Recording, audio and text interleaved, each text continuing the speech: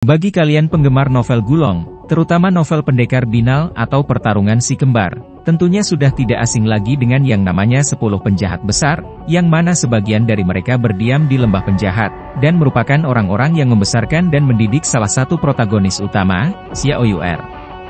Untuk mengenal mereka lebih lanjut, kalian bisa nonton di playlist kami tentang Gulong. Nah, kali ini kami akan mencoba menyusun pengurutan 10 penjahat besar dari yang terjahat sampai yang terbaik. Sebelum masuk ke pembahasan, kami ingin memberitahu bahwa kalian bisa memberikan donasi pada channel ini melalui tombol thanks. Karena donasi seperti ini akan sangat membantu kami untuk memproduksi video-video lainnya. Sekarang mari kita mulai pembahasannya.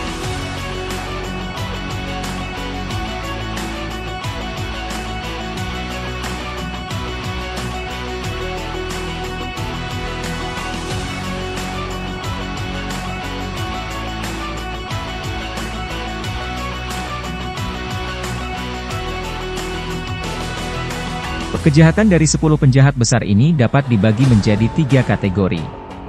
A. Murni jahat. Peringkat pertama, setengah manusia dan setengah hantu. Yin Jiuyo, sama seperti namanya, seorang dengan kepribadian gelap dan tanpa niat baik, tidak pernah mau berhadapan langsung dengan orang, lebih suka diam-diam dalam segala hal, termasuk meracuni secara diam-diam. Meskipun tinggal bersama dengan Tusa, Tu Qiaoqiao, Li Tasui dan HHR di lembah penjahat, dia tetap mengisolasi diri. Dia dihasut oleh Pai Kaixin sehingga membunuh Tusa, melukai Tu Qiaoqiao, Li Tasui, dan lain-lain.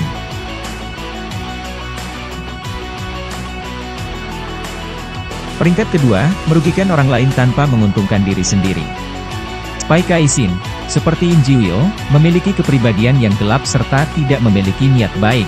Sama seperti julukannya, memilih merugikan orang lain meskipun tidak mendatangkan keuntungan, benar-benar prinsip yang sangat jahat. Dia juga pandai menyamar dan berdebat serta banyak akal. Pai Kaixin dan Nyonya Pai berkolusi untuk membunuh Tusa, melukai Tu Qiaoqiao dan Li Tasui. Pada akhirnya, dia dibunuh oleh HHR. Peringkat ketiga, memikat mati orang tanpa mengganti nyawa. Xiao Mimi, seorang wanita yang manja, centil, dan manipulatif, yang memperbudak banyak remaja muda untuk kepuasan hawa nafsunya di istana bawah tanah Ouyangting. Dia termasuk jahat, namun sial karena harus bertemu Jiang Yulang yang lebih jahat dan Jiang Xiaoyu yang lebih cerdas dan licik. Peringkat keempat, mati juga tak mau rugi dan mati-matian cari untung. Dua bersaudara Ouyangting dan Ouyang Tang, keduanya berasal dari kalangan atas, telah terbiasa dengan kemewahan, sehingga sangat rakus. Mereka bahkan menggelapkan harta Tusha dan penjahat lainnya. Untuk menghindari pengejaran Tusha, mereka yang awalnya kurus, sengaja berubah menjadi gemuk, dan memakai nama samaran Luosan dan Luoqiu. Tujuan mereka memprovokasi pertikaian di Jianghu demi keuntungan. Mereka membantu Jiang Bihe menjebak Chao Xiangling dan Ti Wushuang, dan menculik Murong Qiu demi keuntungan. Mereka akhirnya ditangkap oleh Tusha dan Tu Qiaoqiao.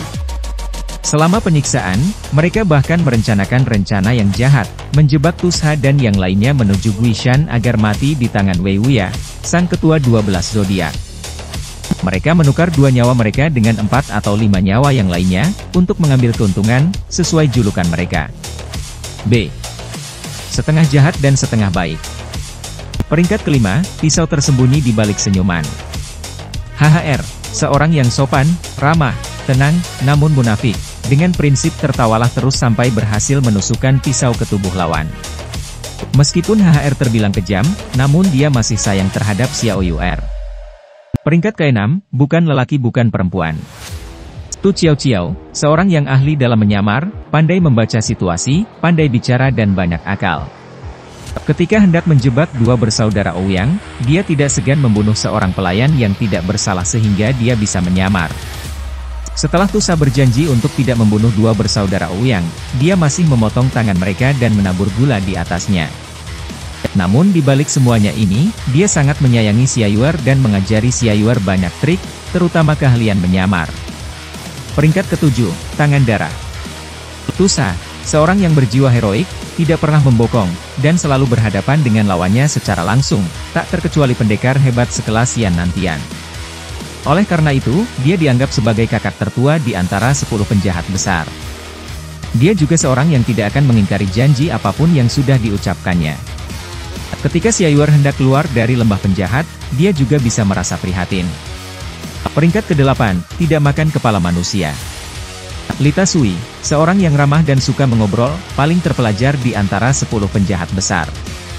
Kejahatannya juga sebenarnya karena istrinya, yaitu putri dari Ti Wushuang berselingkuh, sehingga dia terpaksa membunuh dan memasak istrinya sendiri, dan julukan kanibal tersemat pada dirinya, membuatnya ditakuti lawan-lawannya. Peristiwa ini yang membuat Lita Sui menyingkir ke lembah penjahat. C. Tidak jahat. Peringkat ke-9, Singa Gila. Tishan, seorang yang sangat terobsesi dengan seni bela diri, senang memaksa orang lain untuk bertarung dengannya. Dia bahkan belajar sampai ke pulau tanpa nama, berguru dengan para jago masa lalu.